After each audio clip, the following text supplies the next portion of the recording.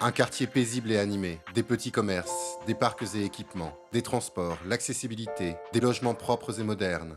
Ici, tout semble fonctionner. Pourtant, il y a seulement quelques années, ces quartiers connaissaient de graves dysfonctionnements. Car, dans beaucoup de ces cités construites à partir des années 50 pour répondre au déficit de logement, la situation s'est lentement dégradée. Enclavement, chômage, pauvreté, délinquance, logements insalubres. C'était mieux quand vous êtes arrivé. Oui, aujourd'hui, j'aurais pas acheté dans l'état où c'est maintenant. Et à un moment donné, vers les années 80, 90, ça s'est dégradé vraiment à vue d'œil.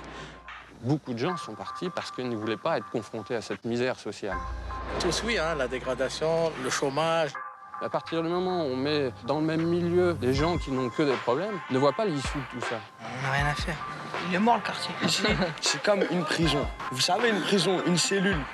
C'est ce qui est terrible de voir une cité où on y vivait bien et puis que c'est arrivé à un point pareil. On a plein de rats en dessous. Ces sites-là, si on ne fait rien, de toute façon, ça pètera. La tension sociale monte, l'incompréhension et le désespoir des habitants s'installent. Au début des années 2000, les quartiers sont au bord de l'explosion. Pour répondre à cette urgence, il fallait lancer une nouvelle dynamique. De cet élan, et dans une grande unanimité politique, est née en 2004 sous l'impulsion de Jean-Louis Borloo, l'Agence nationale pour la rénovation urbaine.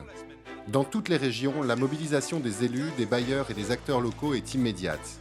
L'ANRU les accompagne et leur donne les moyens de lancer le plus grand chantier de transformation des quartiers jamais réalisé. Ça veut dire qu'il faut que vous portiez tellement les projets, que vous les aimiez tellement, qu'ils soient tellement pertinents, discutés en amont, que tout le monde vient vous aider. En très peu de temps, et dans une dynamique dépassant les clivages politiques, les destructions de logements indignes s'accélèrent, les premiers projets deviennent réalité et les habitants commencent à reprendre espoir. Les chantiers se mettent en place, la machine est concrètement partie, ce qui n'est du jamais vu. On a décidé en 6 mois ce qu'on aurait décidé selon les anciennes procédures en 10 ans. L'ANRU, c'est une impulsion pour aller plus vite, plus loin, plus fort. 150 000 logements sociaux détruits et reconstruits, plus de 300 000 logements sociaux réhabilités, 80 000 logements en accession à la propriété. En tout, c'est plus de 5 millions d'habitants qui ont bénéficié du programme de rénovation et de la transformation de leur cadre de vie. On a toujours été habitué dans un immeuble, puis on vous propose une maison, vous ne pouvez pas refuser, je sais pas moi. Et quand j'ai vu que ce logement m'a été attribué, j'ai pleuré. Je crois qu'il y a un changement. C'est pour avoir une nouvelle vie.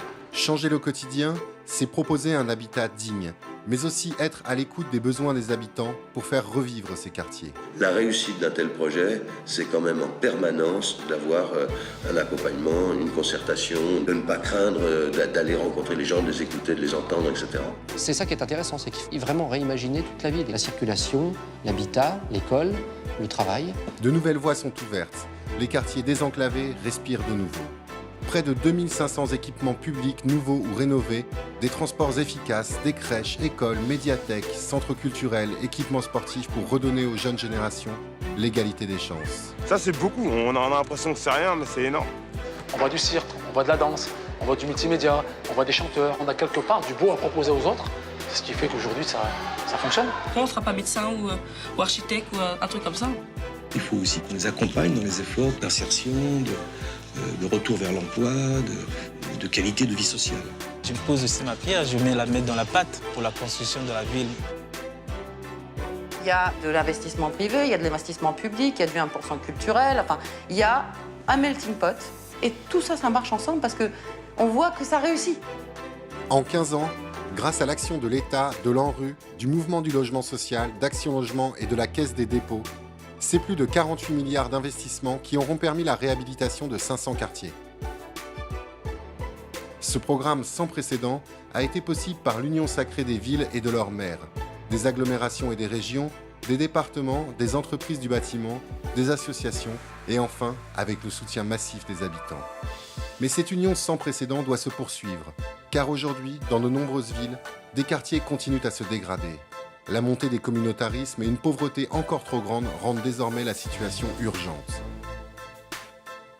C'est pourquoi, dans les 10 prochaines années, 450 nouveaux projets de transformation profonde seront conduits par l'ANRU et ses partenaires.